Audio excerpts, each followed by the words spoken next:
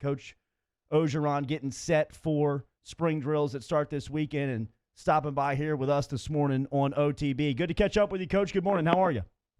Good morning, guys. Man, spring ball's in the air. Guys are ready to go. First practice on Saturday. We can't wait.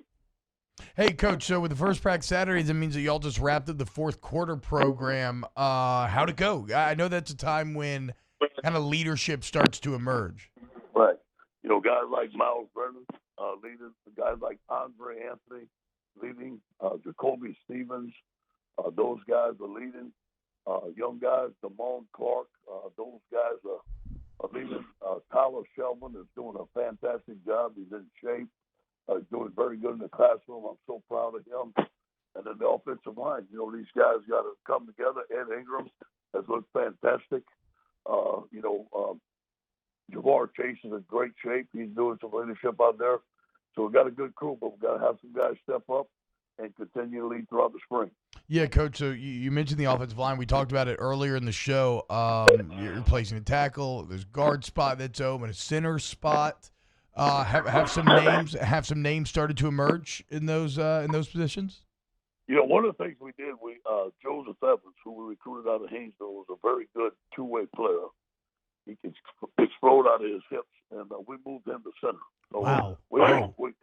We got Chason Hines in center, but Joe's right behind him. Is going to compete with him. Anthony Bradford's in good shape. He didn't go home for the Mardi Gras break. He's lost weight. He's getting one of the best shapes. Ed Ingram is showing up.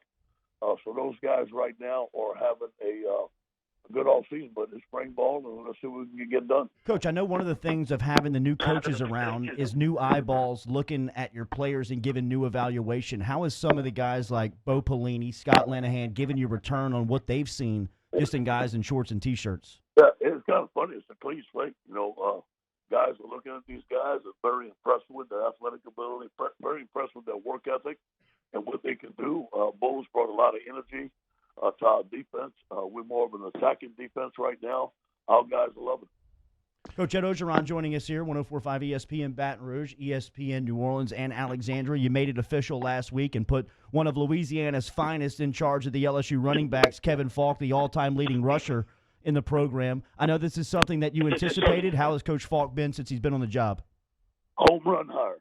But his first day, we have a list of guys we invited for Junior Day. He was 100% on his guys unattended Junior Day. He's going to do a tremendous job for us recruiting.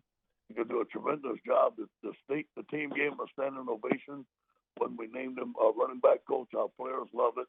Great for the state of Louisiana. Great for LSU. Kevin's a force. I always love to hear coaches talk about experience on the recruiting trail, Coach. Kevin Faulk's got 0 on it, and you, who is one of the best coaches in college football, one of the best recruiters in college football, talk about how much he's paid on the trail early on. How does that work? A guy that has no experience can be so impactful.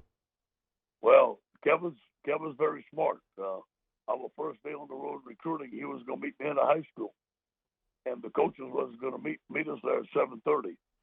Well, I'm notorious for getting there early, and I pulled up in the parking lot at 6:30. There was one car in there in that parking lot, and there was Kevin Faulk sitting there. It was a smart man. 6:30, Coach. That's a little aggressively early. That's off the bench time, Coach. An hour before the start time. Damn. He was sitting in his truck. He said, "Coach, I knew you'd pull up early." Hell yeah, man! The boss showing up early. You got to be just a little bit early. We're talking to head coach Ed Orgeron of the LSU football team. Spring practice starting this Saturday.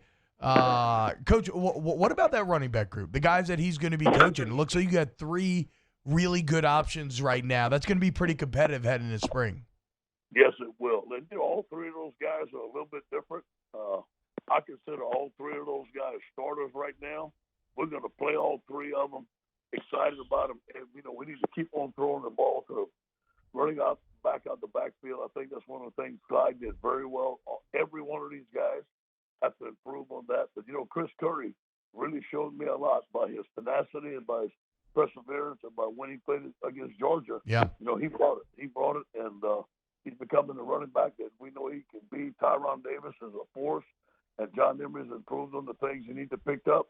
it's going to be a great spring for all three of those guys. Yeah, and I actually remember Curry had that huge truck stick moment in last spring game, and then look what he went on to do against Georgia later in the year. Edo, right now joining us, Coach, you are a D-line expert, always have been. It looks like you got a lot of toys to play with right now with Shelvin and Ika and the new guys. What's going on with Coach Pelini and that D-line? Look, man, we got TK McClendon, who we redshirted last year. During the season last year, he was playing tight end. And John Robinson, came up to me and said, Coach, what don't you think about looking at TK McClendon, that defensive end? And I'm telling you, the TK's 6'6", 270, and runs a 4.7 40. Damn. He looks good in the drills right now. So we have him at left end. We have Justin Thomas, who's back with the football team. At right end, he's a little heavy right now, but Justin's extremely quick. B.J. Ujulari is a mid-year graduate. I think B.J. is going to be an All-American here. Great player. And the guy that stands out to me the most right now is Andre Anthony. This is maybe a position change that's helped him from a stand-up outside linebacker to more of a 4-3 defensive end in the three-point stance. He's leading this team. He's doing well. Like I said, Glenn Logan, Tyler Shelvin, Apu Ika, those guys inside, Neil Farrell. And then we have Eric Taylor coming in. We have Jacqueline Roy, who I think is going to be a force. Jacobin Guillory, who you guys seen squatted 700-something pounds. I saw that. Yeah, 705 in high school. Yeah, Jacobin is going to be a force in the middle. So I feel good about where we're at on the defensive line, obviously. Coach, we have a listener question from somebody who's listening, and I know that this means a lot to you, and you've put a lot of emphasis on this part of the stats, of getting this type of data. But with the evolution of advanced stats and data in sports, what are some of the advanced data points that you guys use with the football program to enhance the on-the-field impact, the on-the-field production? Well, Bobby, April came to me yesterday, and last year we had a problem with pre-snap penalties. Okay? And I think we had 18 pre-snap penalties the year before, in 2018.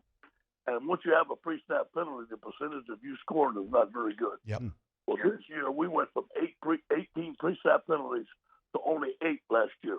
Damn. And we were so good on offense, we overcame pre-snap penalties 5 times out of 8 to score touchdowns. Wow. So that was a big improvement of what we did. Now, there's some data that we went over. There's some stuff that we got to get better at on offense, defense, and special teams. And our coaches are going over that. But that's just one example that pre-snap penalties, the previous year was a big problem, and we fixed it last year. Talking to Coach Ed Orgeron here on Off the Bench. Coach, one guy who's been making some waves on the next level or getting ready for the next level is the wide receiver, Justin Jefferson. Just take me through your time with Jets and just like at what point did you all maybe start to get an inkling that he was going to be as good as he's gone on to be, or did you know?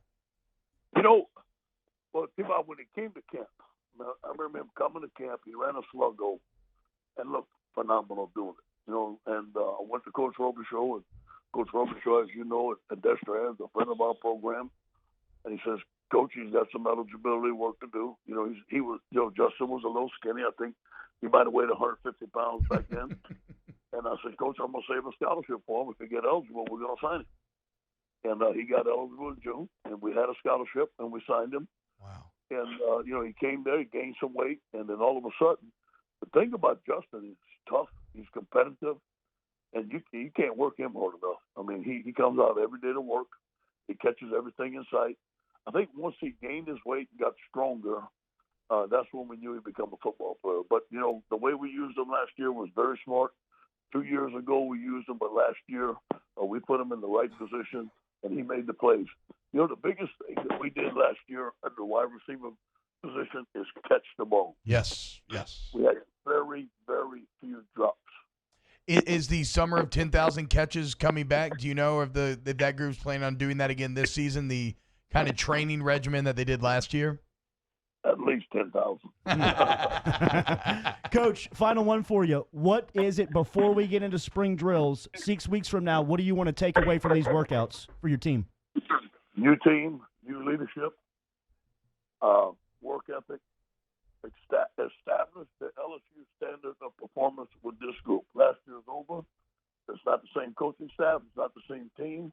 We put that to bed. We love it, but it's over. And now set the LSU standard performance for this year. Best coach in college football joining us here on Tuesday morning. Good to hear from you, Coach. Thanks for the time. Go Tigers. You got it. There he is. Coach Ed Orgeron checking in from the LSU football facility this morning.